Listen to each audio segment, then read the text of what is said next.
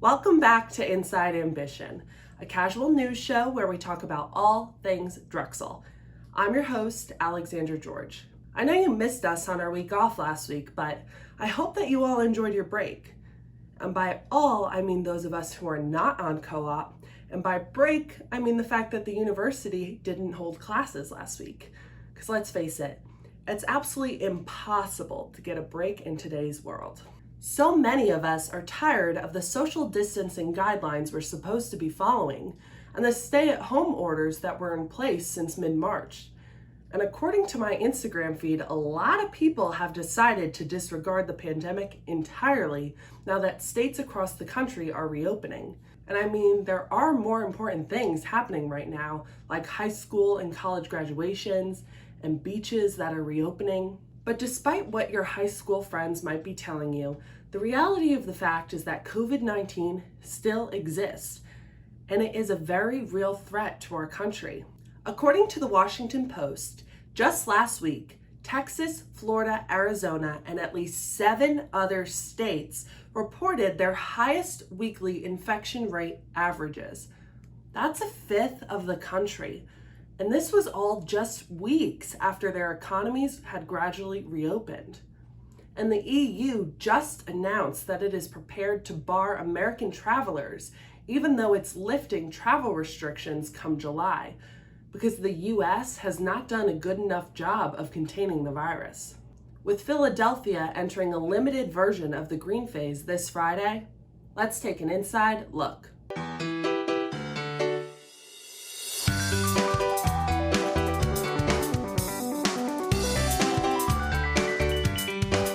Almost all of the counties in Pennsylvania will have entered the green phase by Friday, June 26th.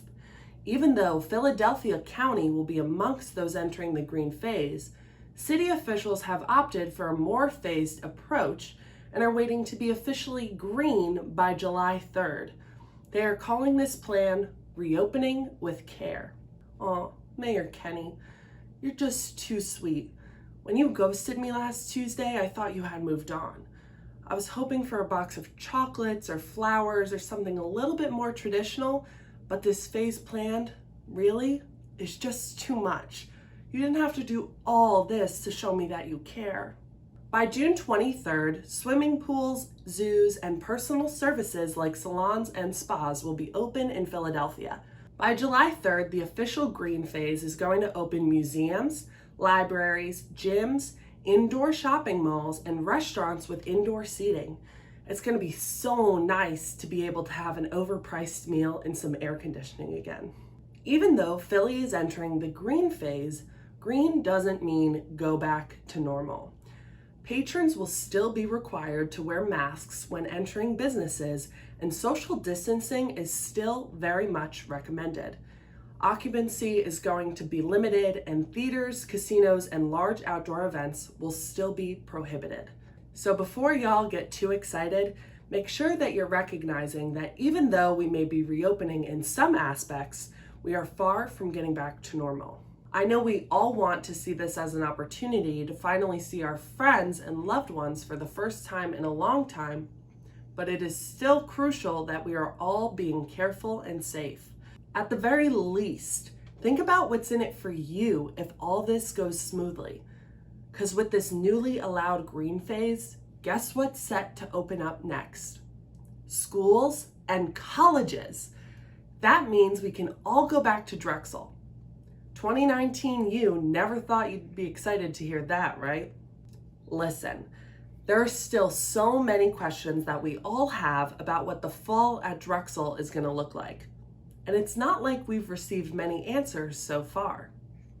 In a recent email, President Fry announced the task force's recommendation to proceed with our academic calendar on campus this fall, but just having students return home for Thanksgiving, and then students will stay home from Thanksgiving until the start of winter term. The final week of fall term will be completed remotely, and finals will once again be moved online. I'm sure plenty of y'all are excited to hear that now that you've finessed the best study methods and classmate collaborations with online test taking. This decision was made in an effort to reduce traveling amongst the student body and to limit campus exposure to the virus. But we won't really know what the fall is going to look like until we're actually back on campus. Some things are no-brainers. I think it's pretty clear that any study abroad programs will continue to be suspended. But what about everything else? What about co-op? Almost a quarter of spring-summer co-op students were unable to secure a job these past few months. And fall-winter students saw a severe decline in positions available to them. Fry did mention in this email that over 2,000 positions were added to A-round postings for fall-winter students, but how many were lost?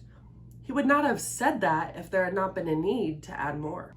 Will we all have to wear masks while walking around campus and attending classes? Will our clubs and organizations be able to meet and host events with as many people as we want? Or is there going to be some sort of lottery? No, not the throwing rock kind. Or will we all have to walk around wearing Mario the Dragon costumes to protect ourselves and others? Hey Fry, I know you're aware that the school spirit at our university sucks, but there you go, I just solved a problem. Speaking of school spirit, what about sports games? I mean, it's not like anyone attends those events besides members of the DAC pack and players' families, but like, what if I wanted to go to a basketball game or lacrosse tournament? Did I have any interest pre-pandemic? No, of course not. Who would? But now, I just want to make sure that I could go if I wanted to, you know?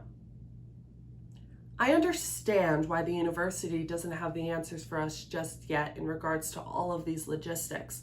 After all, as we have seen in other states, COVID rates could rise in Philly in the coming weeks, and we could all be back in the red come September.